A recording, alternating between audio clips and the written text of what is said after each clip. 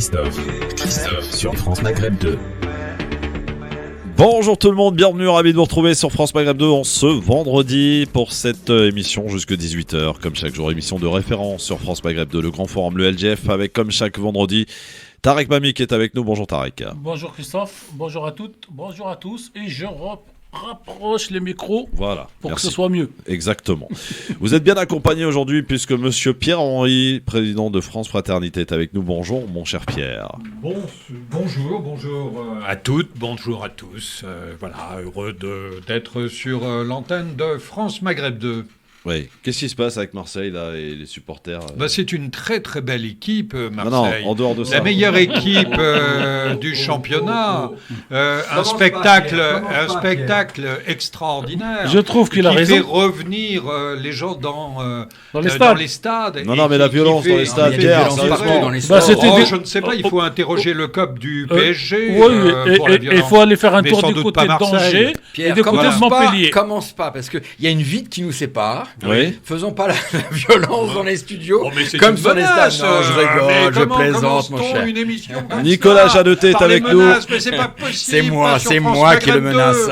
Nicolas Jeannetet, bonjour, bienvenue. Toujours directeur des centristes. Toujours directeur des centristes, toujours élu au Conseil de Paris. Au Conseil de Paris et en charge de la sécurité dans le 15e. C'est où le centre, disait Edgar Faure. Le centre est au centre. Il y avait un centre droit, un centre gauche, un centre droit. Centre droit, c'est au fond du couloir à gauche. À droite. Monsieur Ismaël Boudjekada est avec nous aussi en direct de Bruxelles. Comment ça va Ismaël ? Ça va très bien et vous ? Oui, très très bien. Dites donc, en ce moment il se passe des choses au Parlement européen, mon Ismaël. Sur Twitter, il faut aller suivre Ismaël, ça balance. Bon, eh oui. Alors messieurs, on va parler de quoi aujourd'hui ? Eh bien, on va parler de la Tunisie. À quoi joue le président Kais Saïed ? On se posera la question tout à l'heure. Il veut tenter de changer la constitution. Bon. Élection en Allemagne. Qui pour remplacer Merkel ? Ça y est, elle raccroche. C'est fini pour elle. Emmanuel Macron. Oh, c'est pas fait encore. 14 ans. C'est pas fait. Je vais vous expliquer pourquoi. Ce n'est pas fini du tout. Ce n'est pas fini parce que je vais vous expliquer. On a un système très particulier en Allemagne. Il faut chercher des coalitions. En tout cas, elle n'est pas partie. Et elle n'est pas partie de ces élections. Exactement. Bon, on en parlera tout à l'heure. Me voilà en accord avec un centriste. Mais c'est sans doute que je le suis moi-même. Voilà, c'est ça. Centriste de gauche, centriste de droite. Voilà. Oui. Zemmour, Mélenchon, c'était le débat au centre. Hier, attendu. BFM TV, première télé de France hier, elle a même battu TF1, donc avec ce débat que beaucoup ont décrié, mais que beaucoup ont regardé, franchement. Qui est le vainqueur, selon vous ? Vous avez certainement regardé, votre avis à nous donner. Le débat, comme a dit un journaliste de droite, a dit qui c'est qui a gagné ? Il a dit c'est le débat. Oui, c'est vrai. Oui, si on regarde vraiment d'un point de vue, Mélenchon avait beaucoup à perdre. On va en parler encore ou on parle déjà là ? Non, on en parlera tout à l'heure. Nicolas, je dis rien. Je dis rien. Là, c'est l'ordre. Je ne dis rien, je dis là, c'est la présentation, tu vois. Et dans un instant, justement, vous allez pouvoir vous affronter. Il y a eu beaucoup de pop-corn aussi hier soir. Oui, moi je suis allé au cinéma. Et des engueulades dans certaines maisons. Oui. Ah bon ? Parce que dans des familles, il y en a qui sont plutôt... À ce point ? Non, pas le choix entre Mélenchon et Zemmour. C'est deux mondes différents. Ils ont la même. Mélenchon fait quand même partie de l'axe républicain. Il faut arrêter. Zemmour est obsédé par la question de l'immigration, de l'islam, de l'insécurité. C'est pas possible.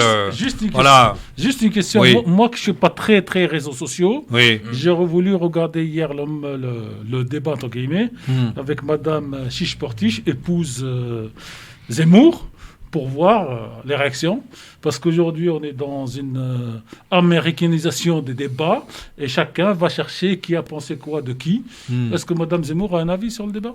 Mais je m'en fous de Mme Zemmour. On s'en fout de Mme Zemmour en fait. Complètement. Mais en tout cas, il y avait un autre débat qui est un peu passé inaperçu, c'était Valérie Pécresse-Darmanin. Bon, écoutez, ça n'a pas suscité beaucoup d'intérêt. Si, moi je l'ai regardé. J'ai regardé en direct. Et je trouvais ça pas inintéressant. C'était un peu fade vis-à-vis de Darmanin, puisqu'ils se connaissent depuis très longtemps. Et il a dit lui dire, vous n'êtes pas assez sur l'islam, quoi. Mais le problème de Valérie Pécresse, c'est qu'elle court après Zemmour. Et notamment, les propos qu'elle tient hier de généralisation absolue sur les mineurs isolés étrangers qui seraient dans des réseaux de délinquance.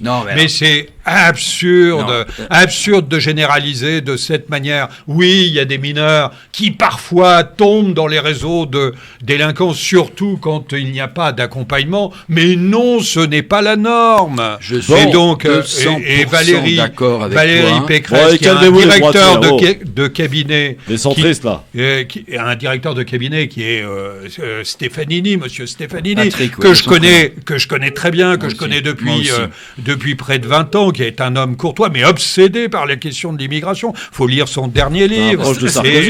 Stefanini, c'est français, ça? C'était l'ancien directeur. C'était l'ancien directeur de campagne de Fillon. Oui, et puis c'est surtout le créateur du ministère de l'identité nationale, etc. Le concepteur, l'architecte. Élu au 18e Ah, tu vas avoir du mal aujourd'hui. Non. Élu au 18e arrondissement il y a longtemps avec Juppé. Super. C'est comme ça qu'il a commencé. Dans un instant, le quiz sur France Maghreb 2. Il va falloir les faire taire à un moment, parce que ça suffit. Dans un instant, le quiz sur France Maghreb 2, juste après la petite page de pub. Et restez avec nous. Pierre-Henri, Nicolas Jeannetet, Tarek Mami et Ismaël Boudjekada sont avec nous. J'ai l'impression que je vais avoir du mal aujourd'hui. Il va falloir que je m'impose. À tout de suite.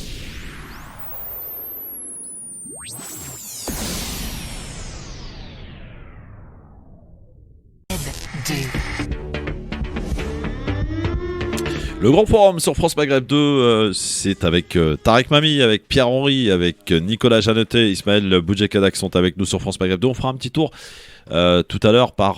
Est-ce que vous connaissez tous l'après-M? C'est du côté de Marseille. Personne connaît l'après-M, voilà. En dehors de Paris, ils connaissent rien. M le chanteur? Non, du tout. En fait, c'est un camel qui a... récupérer un McDonald's, ça avait beaucoup oui, bien voilà. sûr. Bien sûr. Et l'association Après-M organise un tournoi de foot ce week-end, demain à Aix-en-Provence, au stadium Zinedine Zidane. Je savais pas d'ailleurs qu'il avait un stadium. Moi non plus. Eh bien, sachez qu'ils ont la famille Zidane met à disposition ce stadium pour qu'ils puissent organiser ce tournoi de foot qui aura pour but de récolter de l'argent pour une cagnotte, donc pour replanter des arbres en Kabylie. Voilà. Et tu sais où le fils Zidane joue Enzo? Oui. Au Real. Hein? Il joue au Real, non? Non, pas du tout. Il a commencé pas du tout. Il y a un des fils Zidane qui joue en France. Ah, je sais pas. Non. Eh ben, à Auxerre. Ah oui. Le pauvre. Ah ben, alors, on ne suit pas. On est obnubilé par le PSG. À part le Qatar. Alors. Allez, c'est parti pour le quiz. Ismaël, c'est à toi de jouer aussi, bien sûr, t'as le droit de jouer. Ismaël qui est à Bruxelles, lui, il est au boulot, pas comme vous. Il est au boulot à Bruxelles, au Parlement européen. Ismaël Boudjekada. Alors, mes petites questions, attention, à la Commission européenne, exactement. Première question, messieurs, qu'est-ce qui a été créé en 1724 à Paris? Académie française? Non. C'est en rapport avec la finance. La Bourse de Paris? La Cour de Paris est une bonne réponse, monsieur Tarek. La bourse. La bourse. D'accord. Oui, non, la course, c'est Nicolas 1, Tarek 0. Tarek 1. Et les trois autres 0. Non, rien du tout, ça va pas, non. Non, mais attends, tu as donné les questions à Tarek auparavant? Pierre, non, commence pas à faire ton marxisme. Non, il y a un complot. Qui qu'a dit? Wallah, non. Non, c'est une déclaration. C'est une déclaration qui a été prononcée par un politique. Écoutez bien. Ma mère s'appelle Laïla. Mon grand-père s'appelle Kamlich. Darmanin.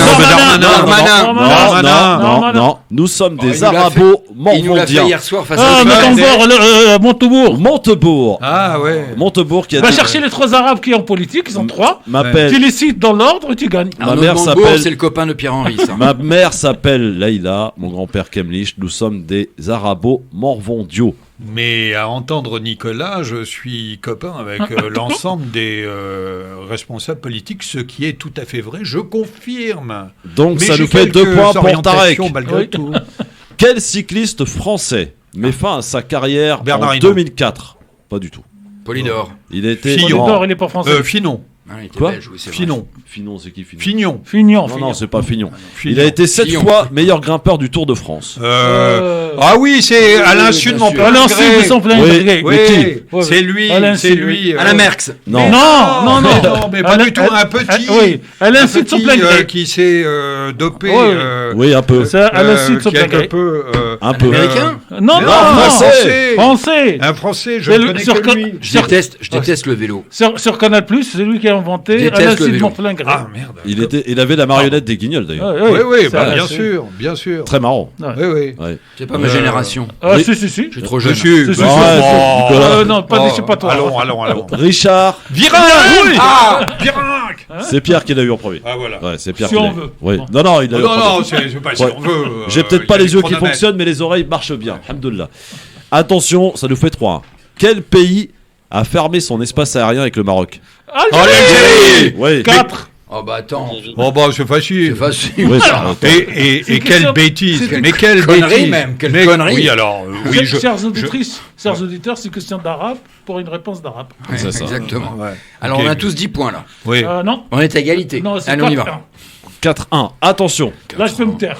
Je cherche une femme de lettres morte en 2004. Auteur de Bonjour Tristesse. Non, oui. Sagan. Oui, Ah ouais. Sagan. C'est encore pour moi. Oui. Il l'a eu, notre Pierre, il l'a eu. Je cherche. 4-2. Oui. Ismaël, ça va? Il reste une Tout va bien? question. Ça va, Il reste Ismaël? une question. Ça va. Il reste 2 questions. Attention. Ah oui. Je cherche un réalisateur, mais aussi scénariste et producteur de cinéma. Il est né en 1949 en Espagne. Almodovar. Almodovar. Bah, 5. Almodovar. Pablo Almodovar. Vas-y. Talon on aiguille a ou égalité. encore Ouais, tout sur ma mère. 7ème question. C'était la dernière. 5. C'est la 7ème question. Le- On vaut 100 points de toute façon. Qui qu'a dit? Qui qu'a dit? Oui. Si on continue comme ça, Ouais. en France, en 2050, ce sera un Liban grand. Zemmour. Zemmour. Bonne C'est réponse. facile. Tarek Oh, Mami, vainqueur allez. de ce quiz. Il avait. Nous sommes C'est pour à ça que égalité. c'est pour ça que je vais une seule fois par semaine pour ne pas gagner. On tous a les tous jeux. gagné. Tarek Oh non, non, Bravo. Tarek. Alors, le plus du LGF, avant que nous entamions notre premier sujet et avant que nous allions faire un petit tour rapide du côté de Aix-en-Provence pour savoir ce qui va s'y passer demain tout au long de la journée, un tournoi de foot organisé par l'Après-M et prêté ce stadium Zinedine Zidane par la famille Zidane à cette occasion pour récolter de l'argent pour replanter bien sûr des arbres en Kabylie après les feux spectaculaires de cet été. Le plus de l'info, c'est cette info qui est tombée et pour remplacer les soignants français qui ne se sont pas vaccinés, on est parti les chercher au Liban. Ainsi, des médecins et des infirmiers sont venus du Liban pour venir donc remplacer ces soignants réfractaires. On parle de 40%, c'est énorme. Est-ce que ça vous paraît honteux ou pas, Pierre-Henri ? Ah mais nullement, je ne vois pas où est le sujet. Et puis d'abord 40% de quoi, combien ça ne veut, ce chiffre ne veut strictement rien 40% des Et médecins donc infirmiers. s'il y a ce dans qui un est pays qui est honteux, dans une extrême difficulté. ce qui est honteux, c'est l'élite libanaise, la manière dont ils ont pillé le pays et dont ils l'ont laissé exsangue. Mais Donc ça ne choque ensuite- pas qu'on aille chercher du personnel ailleurs dans un Ah pays mais qui s'appelle non, le pas Liban. du tout, parce que sinon, si on veut que les gens formés aillent vers les USA, le Canada, etc., évidemment, on est absent de la procédure. Donc, que des gens viennent avec un visa étant formés pour rejoindre les hôpitaux français, moi, je n'y vois aucun inconvénient, pas plus que je ne verrais un inconvénient d'ouvrir les visas à des ingénieurs. des ingénieurs ou alors des gens qui viennent du Maghreb, voilà, et qui sont Donc dans des soignants, pays etc. qui manquent de soignants, ça ne te dérange pas d'aller chercher les soignants. La Vas-y. grande Non, ça question- ne me dérange Non, mais j'ai pas bien parce compris. que d'abord, il y a une chose qu'il ne faut pas oublier, c'est que les personnes se comportent en individus libres sur un marché libre dans la mondialisation. Et donc, voilà, que ça me dérange ou pas, de toute façon, bien souvent, c'est les gens quand même qui choisissent. Et quand ils ont un niveau de formation, eh ben en plus, ils choisissent le pays où ils vont. Tarek Voilà. Mami, choqué ou pas par cette décision d'aller chercher des soignants au Liban pour remplacer les réfractaires en France? Vous savez, cher Christophe, que moi je suis le normand de l'étape. Je suis pas choqué parce que ces gens ont décidé de quitter le Liban. Après, on détourne l'avion dans lequel ils sont pour le faire venir en France, pour le laisser partir au Canada ou pour aller aux États-Unis. Donc, de toutes les façons, la France, à ce stade, n'est pas responsable de cet exode qui, malheureusement, a lieu. La deuxième chose, c'est que, quand même, il faut dire aux auditeurs, cher Christophe, que ça va être la 3e grande vague des migrations des Libanais. La première à la fin du 19e siècle, la deuxième pendant la guerre la guerre civile, et la troisième, c'est celle-là. La première, ils s'étaient partis à la Russie de l'époque, aux États-Unis, au Canada, rien en France. Pendant la guerre de 1974, ils sont venus un peu en France et au Canada. Et aujourd'hui, ils veulent tous venir en France. C'est M. Zemmour qui ne va pas être content, mais ils sont les bienvenus. D'autant plus, ils amènent des compétences. Et Nicolas nous parlera tout à l'heure de l'immigration en Allemagne. On va recevoir quoi 10 000, 15 000, quand il y a d'autres pays qui... 20 000, 30 000, dites les chiffres que vous voulez. Je n'ai pas le chiffre. Mais quand vous avez un pays comme l'Allemagne qui reçoit entre 1 million et 1,5 million de personnes étrangères, mais à haute compétence, vous voyez pourquoi après nos sous-marins ne sont plus de haut niveau pour être vendus. Nicolas, choquant ou pas cette décision? Ce qui me choque plus, c'est plutôt la décision du gouvernement sur le versant vaccination ici. Vaccination, et surtout ne pas avoir réussi à convaincre les soignants de se faire vacciner, et donc d'avoir dans certains hôpitaux aujourd'hui... par exemple à Mulhouse, on a déclenché le plan blanc. J'allais parler de Mulhouse, voilà. Le plan blanc, zone blanche pour certains hôpitaux parce qu'il n'y a pas assez de personnel. 150 et personnes. Je pense que là, c'est le gouvernement qui devait prendre plus de temps à convaincre le personnel soignant et pas tout de suite à imposer un pass sanitaire qui a fait que mettre les uns contre les autres. Donc voilà, c'est plutôt ça le gros problème. Oui, juste un mot, le pass sanitaire, ça a permis tout simplement que 50 millions de Français aient été vaccinés et ça a évité une quatrième vague de confinement. Mais si, c'est le sujet. Ismaël, c'est le sujet. Et les personnes qui refusent l'obligation vaccinale alors qu'elles travaillent à l'hôpital, n'ont plus qu'à quitter l'hôpital. Ismaël, c'est un problème éthique. Stop. Ismaël, choqué ou pas? Honnêtement, je suis moins choqué par cette décision qui déjà me choque que par les propos que je viens d'entendre. Ouais, t'as vu. C'est-à-dire que pour le coup, moi, je viens d'une famille de soignants. Mon père est pompier. J'ai mes sœurs, mes belles-sœurs qui travaillent en hôpital, en EHPAD. Je peux vous dire qu'à Montbéliard, par exemple, à Trévenans exactement, on a 3 services Covid qui ont fermé, un 4e qui est sur le point de fermer. Donc il y a une réalité. Aujourd'hui, cette vaccination obligatoire, c'est un non-sens et elle est honteuse. Donc moi, je pars du principe qu'à partir du moment où on a envoyé les gens au front sans matos, au risque de leur vie, à un moment donné, il faut savoir aussi les considérer et arrêter de leur faire du chantage. On ne peut pas laisser passer ça. Il y a quand même un problème d'éthique. Je suis médecin, je suis infirmier. Il y a un minimum d'éthique personnelle. On a déjà les vaccins sur l'hépatite. Ils ont plein de vaccins. Je vois pas qu'un vaccin on n'ouvre pas son débat. Il a le droit de dire que c'est honteux. C'est tout. Sur le Covid, parce qu'effectivement, on en a tellement parlé que aujourd'hui la France est un des pays les mieux vaccinés au monde. Tant mieux. On va bientôt enlever le masque. Tant mieux. J'espère en revanche qu'on ne va pas reconduire le pass sanitaire. Il doit s'arrêter le 15 novembre. Je pense qu'il y a d'autres solutions à proposer aux Français. Et voilà, tournons la page de cette page Covid, reprenons espoir et avançons. Très bien. Bon. Je partage. Oui, j'imagine. Mais Ismaël a le droit de trouver ça honteux. Voilà. Ça s'appelle la démocratie, la liberté. Les propos d'Ismaël. Mais non, mais chacun s'exprime dans cette émission. Mon cher Pierre. Il faut aller dire ça aux soignants dans ce cas-là. Voilà. On va aller leur dire aux soignants. On va leur dire, chers soignants, est-ce que c'est pas honteux que de fermer, vous l'avez dit vous-même, 3 hôpitaux ou 3 services, parce que vous n'êtes pas vaccinés. Et que vont devenir les gens qui sont malades? Il n'y a pas à comprendre qu'un soignant, qu'un médecin, quelqu'un de personnel médical... Ismaël, prends la parole. Attendez. Ça me dépasse. Laissez Ismaël parler. Vas-y, on t'écoute. Ce que j'explique, c'est qu'on ne ferme pas des services parce que ça manque de soignants. On ferme des services pour la simple et bonne raison qu'il n'y a pas suffisamment de cas Covid. Donc la peur sur laquelle on est en train de surfer, elle est totalement insécure.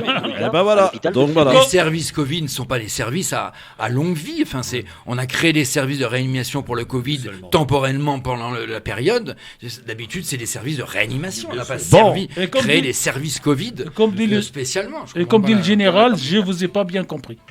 On accueille tout de suite nos invités, monsieur Mohamed Fahine et Laïla Mohamed Fahine de l'Après-M. Laïla, militante associative. Bonjour à tous les deux. Bonjour. Bonjour et bienvenue sur France Maghreb 2. Alors, pour parler de ce qui va se passer demain dans une très belle ville d'ailleurs, que j'ai pas eu l'occasion de visiter encore, qui s'appelle Aix-en-Provence. C'est un tournoi de foot. Mohamed, expliquez-nous ce qui va s'y passer. Merci de m'inviter. Merci pour cette prise de parole. Donc, je mets mon prénom Mohamed Fahine, l'organisateur principal de cette action-là. Et on est parti voir un membre de la famille de Zidane, donc que je connais très bien. Donc, je lui ai soumis l'idée suivante, c'est pourquoi pas faire un tournoi de football. C'est un tournoi, donc le football, c'est vu et c'est joué dans tous les pays donc, du monde entier. Et ce tournoi a pour objectif de pouvoir récolter des fonds pour essayer de reconstruire l'Algérie qui a été anéantie par les flammes et les incendies. Donc il m'a regardé, il m'a dit c'est une très bonne idée, je participe à cet événement-là. Donc je te laisse le principal organisateur. Très bien, donc ça se passe demain, Mohamed, au stadium Zinedine Zidane. Au Z5, donc voilà, il y a 24 associations qui vont être présentes. Alors, on a un petit problème de téléphone, Mohamed et Laïla, si vous pouvez juste nous rappeler, parce qu'il y a un petit problème sur cette ligne en particulier. Voilà, c'est nos amis de France Télécom qui nous font des petits coups. Voilà. Bon, j'espère qu'ils vont nous rappeler, Mohamed et Laïla, parce que pour justement avoir plus d'informations sur ce qui va se passer demain, ce tournoi de foot, donc organisé par l'Après-M demain, pour essayer donc de récolter de l'argent pour replanter des arbres, pour évidemment parce qui était très très touché. On a parlé évidemment des conséquences humaines de ces incendies survenus cet été en Algérie. Mais il y a aussi beaucoup de forêts qui sont parties en fumée et des arbres, parfois centenaires, hein, Tarek. Et beaucoup de vies humaines surtout. Bien sûr, bien. Mais je disais, au-delà de l'aspect humain qui est déjà catastrophique, il y a aussi donc, et c'est très important, c'est tout ce qui est arbres, etc. Alors je crois qu'on a retrouvé Mohamed et Laïla. Mohamed ? Oui.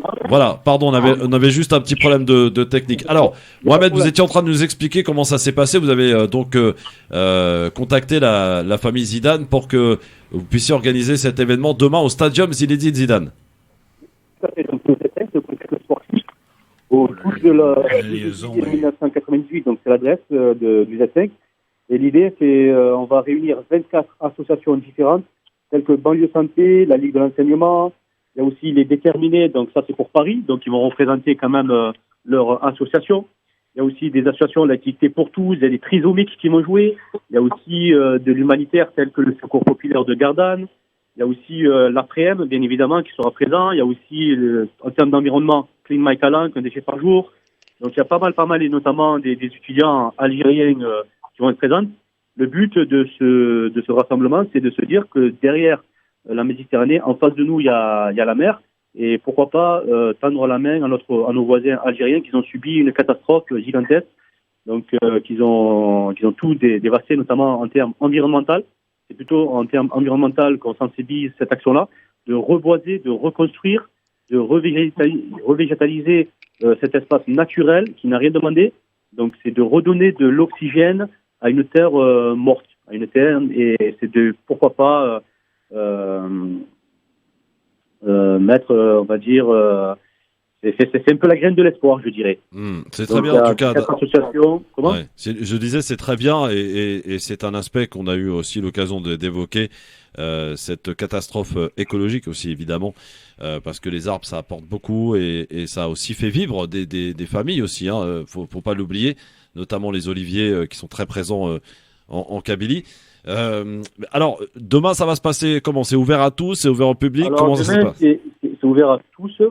Donc, tout le public est le bienvenu. Il y aura un stand de merguez, il y aura de la pizza, il y aura des boissons, il y aura des chips.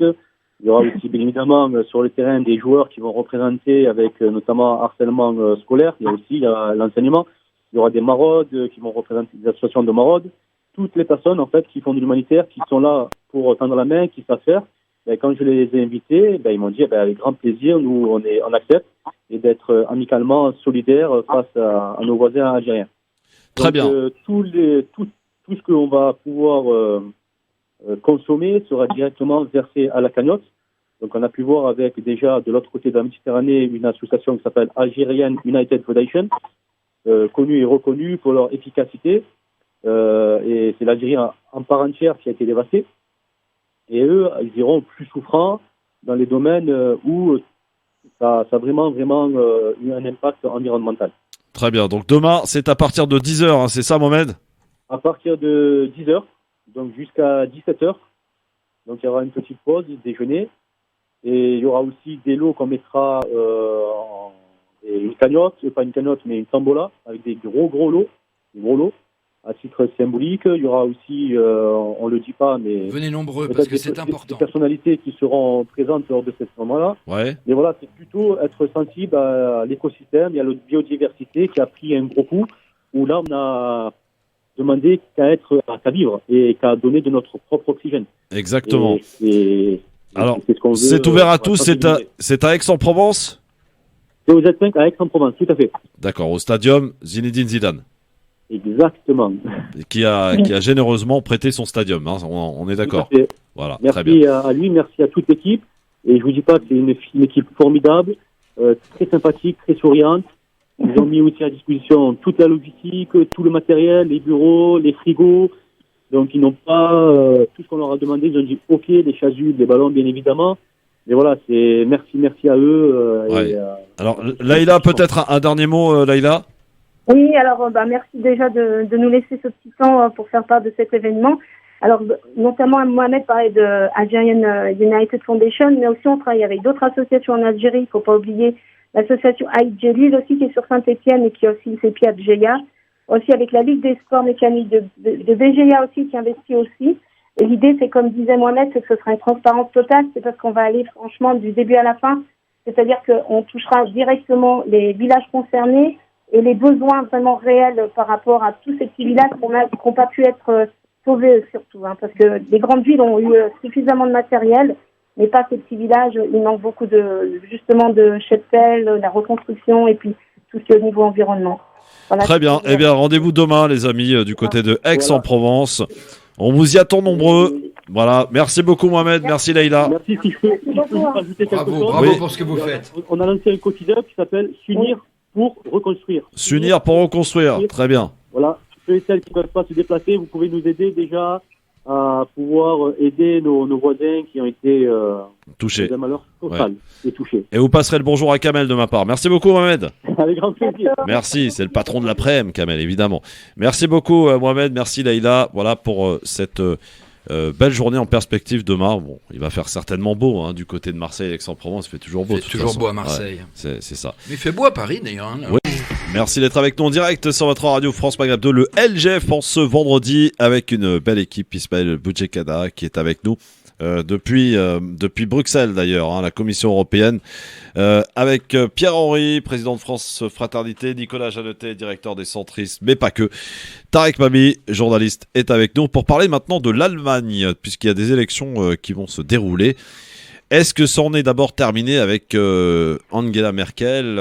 Nicolas nous disait que non, tout à l'heure, Nicolas. Non. Pourquoi c'est pas fini avec Merkel? D'abord, juste en intro, je vais parler de l'Allemagne parce qu'on n'en parle pas beaucoup. C'est quand même le pays voisin. C'est pas un pays qui est très attractif pour les jeunes. On parle beaucoup de l'Espagne, du Portugal, mais on parle rarement de l'Allemagne. Alors que ce week-end, c'est quand même des élections très importantes en Allemagne. Oui. Et le couple franco-allemand est quand même très important en termes de. Évidemment. Bon, voilà. Alors non, l'Allemagne, Angela Merkel. Pour moi, c'est pas fini. Elle a fait quand même 4 mandats. Elle a aujourd'hui 70% de bonnes opinions. Donc, elle a un taux de bonnes opinions très très haut. Et puis alors, on a un régime très particulier en Allemagne. C'est un régime parlementaire. C'est pas un régime présidentiel d'ailleurs. Ouais. Donc, ce week-end, alors les élections ont déjà commencé depuis quelques mois puisqu'on peut voter par correspondance. On peut voter même tout simplement en déposant son enveloppe dans une caisse qui est devant toutes les mairies en Allemagne. Bon, et donc les résultats seront quand même dévoilés ce dimanche. Les électeurs vont être à voter sur leur bulletin. Il y a 2 rangées. À gauche, ils votent pour des députés au Parlement, et de l'autre, ils votent pour des membres de leur Länder. Les Länder, c'est les régions. En Allemagne, il y a une particularité très importante, c'est que les régions allemandes, les Länder, sont extrêmement puissantes, beaucoup plus puissantes que les régions françaises. C'est des mini-États. D'ailleurs, les vice-présidents s'appellent des ministres dans les régions, et ils ont une influence terrible, très importante sur le droit, sur l'économie, sur l'emploi, sur les transports. Bref, ils sont très très importants. Alors, on aura une élection, donc c'est un régime parlementaire, donc on va élire des députés, et c'est ensuite que des coalitions vont se former. Alors aujourd'hui, d'après les derniers sondages, il y a plusieurs partis. Il y a le CDU qui n'est pas en tête, c'est le SPD qui est en tête, donc ce qui correspond à peu près au Parti socialiste. Voilà, ils sont à 25%. Le CDU, qui sont les chrétiens démocrates, démocrates, qui sont un peu les républicains d'ici. D'ailleurs de Merkel. De Merkel, ils sont à 20%. Ensuite, on a les Verts, qui ont les Grunes, qui sont très montés. Les Verts, hein. Alors, ils ont été, là, ils sont remontés très nettement. D'ailleurs, c'est le thème principal de la campagne, c'est d'ailleurs le climat, et ils sont aujourd'hui à 17%. Ensuite, il y a ma famille politique, d'ailleurs, les FDP, les libéraux allemands, qui sont aujourd'hui à 10%. FDP. Le FDP, ça s'appelle, les libéraux allemands, voilà. Et ensuite, on a l'extrême droite. C'est l'AfD qui fait là aussi des bons scores, qui a fait des meilleurs scores malheureusement à une certaine époque, au plein cœur de la crise migratoire, qui a aujourd'hui heureusement baissé parce que l'immigration, je voulais en parler, on en parlera peut-être tout à l'heure avec Pierre-Henri, n'est plus un des grands thèmes de la campagne. Et puis ensuite, donc ils font à peu près 10%, et ensuite des Linke, c'est l'extrême gauche, qui est aujourd'hui à 6%. Et ensuite, donc il faut que les éditeurs comprennent, il va y avoir des coalitions. Donc il y a deux coalitions a priori qui peuvent se former, c'est-à-dire les SPD, la gauche, avec les Verts et les libéraux, ou l'autre coalition qui pourrait être les CDU, donc la droite conservatrice, avec les Verts et avec les FDP. Donc c'est comme si la CDU, comme si les Républicains s'alliaient avec Sandrine Rousseau. J'exagère un tout petit peu. Oui, parce que c'est quand même le candidat qui arrive en tête, qui a la main sur la future coalition. Oui, et en la dernière fois, on a mis 7 mois avant de trouver la chancelière. Je sais bien, c'est bien pour ça que Angela Merkel n'est pas encore partie, puisque en l'occurrence, il faudra attendre le futur chancelier et la nature de la future coalition pour saluer son départ définitif et officiel. Mais aujourd'hui, le SPD a le vent en poupe. Ils sont revenus du diable Vauvert. Ils sont partis très très bas. Et ils sont partis de très très bas. Et il est clair qu'entre le SPD et les Verts de Baerbock, de Madame Baerbock, il y a aujourd'hui une coalition qui fait un peu plus de 40%. Voilà, et donc manifestement c'est autour de ces deux formations. Je rappelle que les Verts ont doublé leur score par rapport aux dernières élections. Ils étaient à 8,5 et les voilà à 17. Pierre, et c'est normalement une leçon pour les Verts français au moment où ils vont devoir choisir.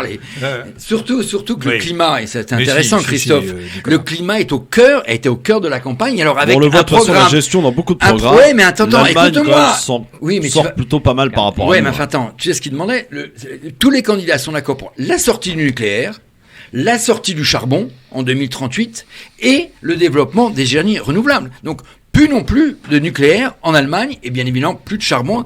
Les centrales à charbon sont très importantes en Allemagne. Moi qui ai vécu 12 ans à Berlin, quand on se baladait encore il y a quelques années dans le cœur de Berlin, on sentait... Oui, j'ai vécu 12 ans à Berlin. Ah ouais. C'est une époque formidable de ma vie. Ça t'a laissé des traces. C'est formidable. Berlin est une ville magnifique. C'est une ville magnifique. Avant la chute du mur ou après Après la chute du mur.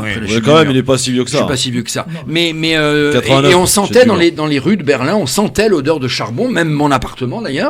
On avait une option charbon et on montait de temps en temps le charbon parce que c'est pas cher du tout. Voilà. Tarek Mami, le bilan de Merkel, si tant est qu'il faille en faire un, il est quand même pas si mauvais que ça. Si on parle par exemple de l'immigration, la gestion a été beaucoup plus intéressante et beaucoup plus productive qu'en France par exemple. Alors il y a un nouveau dicton qui se met en politique pour dire que les femmes politiques aujourd'hui gèrent leur pays mieux que les hommes. Vous prenez les pays nordiques, vous prenez l'Allemagne, il y a une espèce de dimension. C'est un appel à la candidature de Valérie Pécresse. Ou d'Anne Hidalgo. Ou de Madame Le Pen. Ou Madame Le Pen. Ah non. Elles sont trois. Elles sont trois. Oui, c'est vrai. Oui. Voilà. Bon, donc je les évacue tous les trois. Je ne vous ai pas suivi là. C'est vrai qu'il y a... Qu'est-ce qu'elle vient faire Madame Le Pen dans cette histoire? Non, on parlait des femmes en politique et qu'il y a un retour. Bonjour. Il y a une envie. Je t'explique, Pierre. Voilà. T'as raté le virage, mon frère. T'es plus au centre là. Ah ben, le virage avec Marine Le Pen, je ne. Mais non, mais Pierre, le jamais. J'expliquerai en tête tout à l'heure. Oui. Alors Tarek, allez-y. Et donc ça c'est un premier élément. Le deuxième élément, c'est que Madame Merkel a installé l'Allemagne au centre de l'Europe. Et ceux qui nous disent que rien ne peut se faire sans la France et l'Allemagne se mettent un doigt dans l'œil. Rien ne se fait sans l'accord de l'Allemagne. Bon, donc ça c'est un peu vrai. Hein. Non mais ça c'est vrai même. C'est vrai, bien sûr, totalement. La deuxième chose. Quand il y a eu le début de la guerre de Syrie, les Français gueulaient, on va recevoir 30 000 personnes, comment on va faire, ils vont déstabiliser la population française. C'est vrai que c'est en 2015, et on se souvient tous de cette image, d'Angela Merkel monter d'ailleurs au congrès de son parti, et dire une phrase incroyable, dire « schaffen das », c'est-à-dire « nous y arriverons ». Et à ce moment-là, il y avait une vague... Et contre la salle. Contre la salle, bien sûr, contre son propre parti, puisqu'elle a été appuyée à ce moment-là par la gauche et les Verts. Il faut s'imaginer à cette époque, et Pierre-Henri, je suis ravi d'être à l'antenne avec Pierre-Henri, on est en 2015, on est en plein cœur d'une vague migratoire de Syriens, d'Irakiens, d'Afghans d'ailleurs, qui passaient par les Balkans, et donc par la Hongrie, et qui se sont retrouvés bloqués à la frontière de l'Allemagne. Et là, à ce moment-là, Merkel donc monte sur scène, et il y avait des centaines de milliers, bien évidemment, de migrants, et elle a dit « j'ouvre les frontières ». Et là, laisse-moi finir, Pierre, parce que je sais que tu vas forcément... avec deux précisions derrière. En 2015, un demi-million de migrants ont fait des demandes d'asile en Allemagne, et l'année suivante, 720 000 demandes, et on a un bilan entre 2015 et 2019 d'à peu près 1,5 million de migrants qui sont rentrés, alors que la France, et c'est là qui est intéressant, on en a péniblement, ou 200 000 chaque année, et on en fait un des thèmes de campagne. Alors, c'est vrai. La précision, pour revenir à Merkel, parce que la question c'était Merkel, c'est que d'abord elle a assumé ce geste, ou vu, et il faut savoir pourquoi, cher Christophe, des vieillissements de la population allemande, point 1, et 2, elle a compris la capacité et la compétence de toutes ces personnes, et elle dit une phrase extraordinaire. C'est ce que je voulais dire, justement. À ces gens, il suffit d'apprendre la langue pour en avoir une classe économique relativement supérieure. Et derrière, elle fait un système que la France n'a jamais compris. En Allemagne, quand vous êtes donc primo-immigrant, on vous met tout de suite à la production dans l'usine. Et vous travaillez. Non, mais attendez. De formation. Non, attendez. Non. L'hébergement. Non, attendez. Alors, ils font deux choses en parallèle. C'est-à-dire que c'est sur les 8 heures de présence, ils vont faire en gros 3 heures de langue quotidienne et 5 heures de production économique. En France, on vous met dans une école pendant 1 an, 2 ans pour apprendre la langue. Non, mais Tarek, surtout en France, on dit welcome réfugiés, comme dit Anne Hidalgo, mais on fait rien derrière. Donc, en France, on a plein de jeunes MNA qu'on met dans des centres de formation, mais on les cache parce qu'on en a honte. Pour moi, ça, c'est la différence. Ce sont les 3 éléments. Donc, accepter 1,2 million de personnes, les former à la langue allemande. C'est très difficile d'ailleurs. Voilà, et une langue beaucoup plus difficile que le français. Et la troisième, c'est qu'ils sont producteurs et productifs tout de suite, notamment côté médecin. Et donc ces 3 choses, nous, en France, non, malheureusement, on les a pas parce que la différence de gestion. Voilà. Non. Et d'ailleurs maintenant, alors que nous, l'immigration va être un des thèmes de la campagne présidentielle. Eux, c'est passé déjà. Terminé. Non, mais je termine une phrase. La discipline depuis un quart d'heure, je vous écoute, mais je voudrais quand même dire un mot. Je vous rappelle que j'ai dirigé l'une des principales organisations je termine une phrase, je vous laisse le temps. De défense je termine une phrase. Du droit d'asile, pendant 25 ans, et que je connais un peu.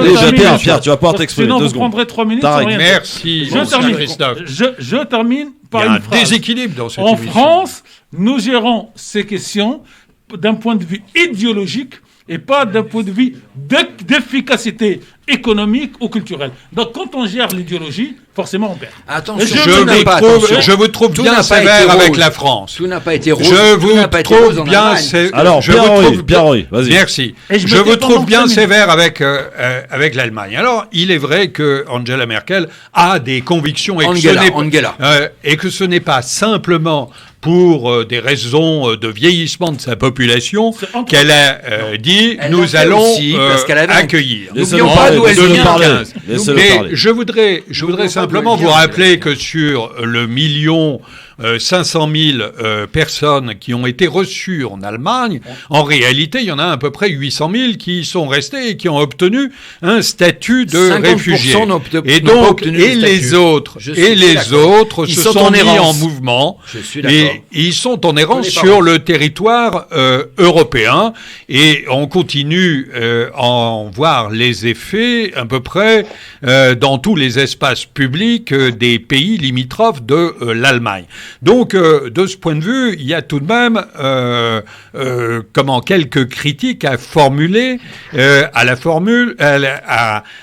la posture qu'a pris Angela Merkel en 2015. Ensuite, il y a un autre élément qui tient à l'organisation même de l'État allemand, qui est évidemment décentralisé, il faut le rappeler. Et en l'occurrence, les demandeurs d'asile, quand ils arrivent en Allemagne, ils sont pris en charge par le ministère de l'Intérieur immédiatement. Ils ont accès à un hébergement immédiat. Ils sont envoyés. D'associations très importantes, catholiques notamment. Oui, mais ça c'est autre chose. Pas catholique. Oui, enfin protestantes, chrétiennes, protestantes effectivement. Et en tout cas, les personnes sont prises en charge immédiatement. Vous ne voyez pratiquement personne. Pas de camp de migrants sauvages en Allemagne. Vous ne voyez quasiment personne dans la rue en Allemagne. Bien sûr. Alors ensuite, il y a un autre élément fondamental qui est tout simplement l'état du budget en Allemagne, qui est extrêmement excédentaire. Il faut se souvenir que depuis 2015, chaque année, pour l'intégration, les Allemands mettent 21 milliards d'euros sur la table pour construire des logements, pour accompagner en termes d'éducation, pour accompagner en termes de santé. Là où nous avons péniblement 3 milliards. Mais il y a cette différence d'accueil entre la France et Non, je ne dis pas exactement la même chose. Je ne dis pas exactement la même chose. Il y a simplement. Je rappelle que par ailleurs, je fais partie du Conseil franco-allemand pour l'intégration et que j'ai travaillé beaucoup sur ces questions depuis 2017. En l'occurrence, je préconise pour la France de se rapprocher du modèle allemand sur la prise en charge. Laissez-moi terminer. Pourquoi tu te fâches? Mais je ne me fâche pas. Je dis simplement un certain nombre de choses et je précise vos propos. Il est vexé parce qu'on a dit les choses avant qu'il les dise. Oui, voilà. Alors, je voudrais qu'on écoute Ismaël. Vous êtes d'un drôle. Ismaël Boudjekada sur l'Allemagne. Extraordinaire. Je dis simplement que le modèle de prise en charge en Allemagne c'est bon, on a compris. Est bien plus performant, qu'il n'a rien à voir avec la question. Je voudrais qu'on écoute Ismaël Boudjekada qui est avec nous aussi sur Merkel et sur l'Allemagne et sur aussi l'accueil des migrants. On en a parlé et débattu, Ismaël. Alors moi, je vais prendre position, d'autant que tu l'as rappelé, Christophe. Je travaille au niveau européen et il faut dire que l'Allemagne, elle est quand même au cœur des discussions. Aujourd'hui, Merkel, elle a certes un bilan sur le papier qui semble bon sur l'aspect économique, sauf qu'en réalité, au niveau européen, tout le monde s'accorde à reconnaître que Merkel n'a pas impulsé le changement, elle a surtout réagi. Elle profite au final des résultats d'un certain nombre de réformes de son prédécesseur. C'était Wolfgang Schäuble, je sais plus. Schröder. Voilà. Et donc l'idée, c'est que on voit même qu'elle perd en influence. C'est-à-dire que par exemple, elle a toujours refusé l'idée d'une dette commune, d'une dette mutualisée au niveau européen. La Grèce, c'est d'ailleurs un des pays qui en a fait les frais, c'est-à-dire qu'on sanctionnait systématiquement les mauvais élèves d'un point de vue allemand. Et par exemple, lorsque la Grèce a demandé à ce qu'elle puisse restructurer sa dette en enlevant simplement ce qui correspondait à des taux d'intérêt abusifs de la part de leurs créanciers, les mêmes d'ailleurs qui nous prêtent aujourd'hui en France et qui nous imposent 80% d'intérêt. Notre dette aujourd'hui est composée à 80% de ces intérêts abusifs et il faut le reconnaître. Eh bien, Merkel, elle, a sanctionné très sévèrement les mauvais élèves comme la Grèce.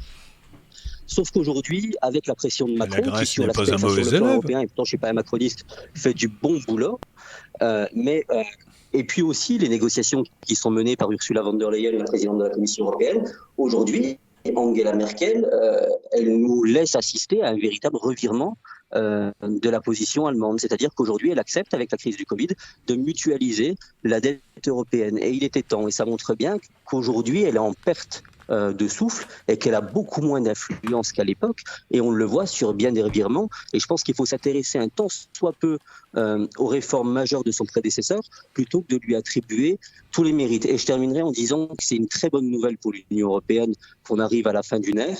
Parce qu'effectivement, même si ça reste la personnalité préférée des Allemands, forcément, en interne, elle a défendu ses intérêts. Elle a eu raison de le faire. Mais au niveau européen, à partir du moment où on est dans une union économique et monétaire, il y a quand même des discussions à mener, il y a quand même un consensus à trouver. Et je pars du principe qu'Angela Merkel bloquait à bien des niveaux et a empêché de faire évoluer la construction européenne. Donc moi, effectivement, je suis peut-être un peu plus sévère, mais je pense que c'est l'avis partagé par beaucoup d'Européens, à commencer par l'administration européenne. Merci Ismaël pour cette conclusion. On va suivre ça de près, les résultats bien sûr.